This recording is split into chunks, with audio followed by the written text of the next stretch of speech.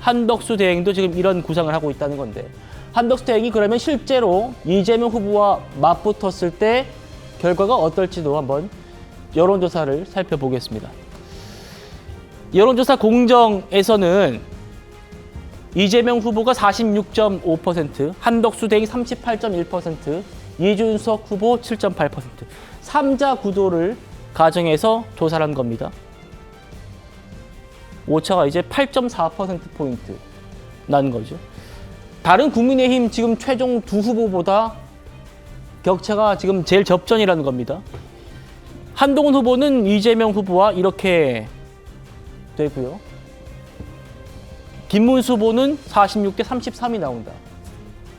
다른 조사도 좀 비슷한 추이입니다. 리서치뷰 조사입니다. 이재명 후보와 한덕수 대행, 이준석 후보의 3자 대결을 가정해서 조사를 해봤더니 48대 30, 18%포인트 차였는데, 이재명 후보와 한동훈 후보, 이준석 후보, 이재명 후보와 김문수 후보, 이준석 후보를 상정한 이 3자 구도보다 격차가 좁았다는 겁니다.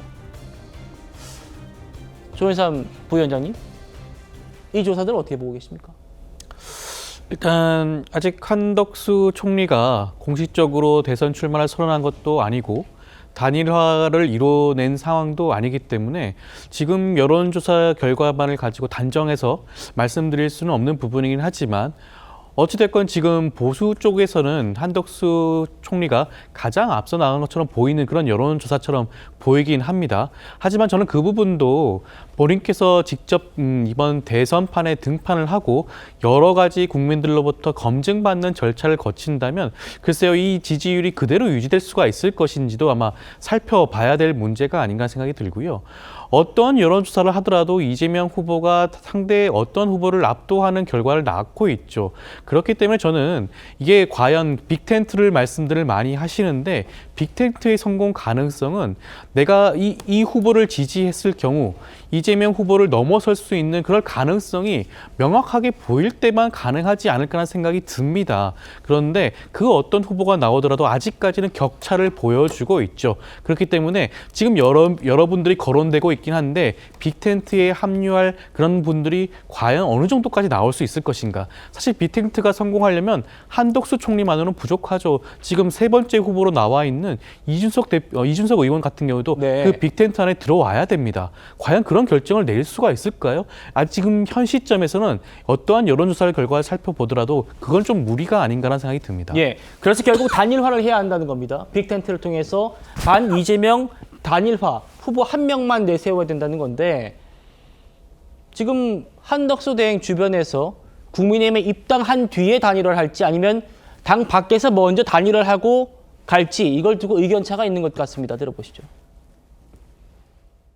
노무현 후보 때 정몽준 의원하고 단일화했습니다. 당 바깥에. 지금은 후보가 지금 오늘로 두 분 결정이 되고 5월 3일인가에 한 분 되니까, 네, 맞습니다. 지금 이제 들어가서 뭐 당에서 거기다 끼어드는다는 것도 이게 맞지도 않는 일입니다. 그러니까 내가 보기에는 노무현 정몽준 그 프레임으로 해야 될 것 같고, 국민의힘에 입당을 해서 단일화하는 게 아니라 일단 무소속 출마를 한 다음에 단일화하는, 제 생각은 좀 그게 바람직하다라고 보여집니다. 당연히 입당을 해서 우리 후보로 등록하는 것이 옳다고 생각을 하고 있고요. 네. 어차피 기호 2번으로 등록을 해야만 선거운동을 할 수 있고, 그래야 당선 가능성을 높일 수 있기 때문에 당연히 한덕수 총리께서도 입당을 먼저 하고 단일화하는 것이 당당하다, 저는 그런 생각을 하고 있습니다. 알겠습니다. 그렇죠. 노무현 정몽준 단일화 사례 얘기를 많이 하는데, 호 대변인님, 그때는 당 밖에서 단일화한 것이고, 아니다, 입당 후에 단일화 해야 된다, 이런 의견도 있고요. 어떤 게 맞다고 보십니까? 지금 저 정대철 회장과 그 김기현 전 대표의 말은 다른 얘기가 아니에요. 제가 볼 때 같은 얘기입니다. 같은 얘기다. 예, 정대철 회장의 말씀은 이미 지금 치러지고 있는 국민의힘 대선 후보 경선, 그러니까 전당대회까지 가는 그 과정으로 거기에 들어가서 후보로 뽑히는 것은 그건 불가능하다, 그리고 늦었다라는 말씀이고, 지금 김기현 전 대표의 그 말씀은 아마도 이제 국민의힘 후보가 뽑히고 나면 그다음에 한덕수 대행은 일단 무소속으로 출마 선언한 상태에서 거기서 이제 그 단일화하는 그 과정에서 결국 국민의힘에 입당을 해야 된다, 이제 그런 그 취지인 것 같습니다. 근데 이제 노무현 정몽준 그 당 밖에서 단일화라는 것은요.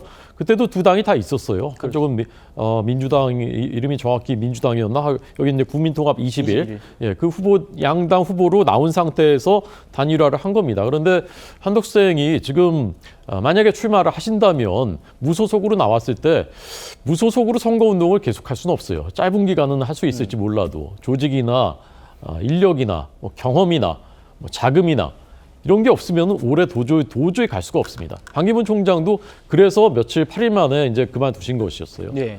근데 결국은 이제 5월 10일, 11일 후보 등록 이전까지는 단일화가 끝나서 만약에 누가 되던 국민의힘 후보로 후보 등록을 해야 된다. 그런 취지로 이제 이해가 되는 것 같습니다. 알겠습니다. 구자열 변호사님, 마지막으로요.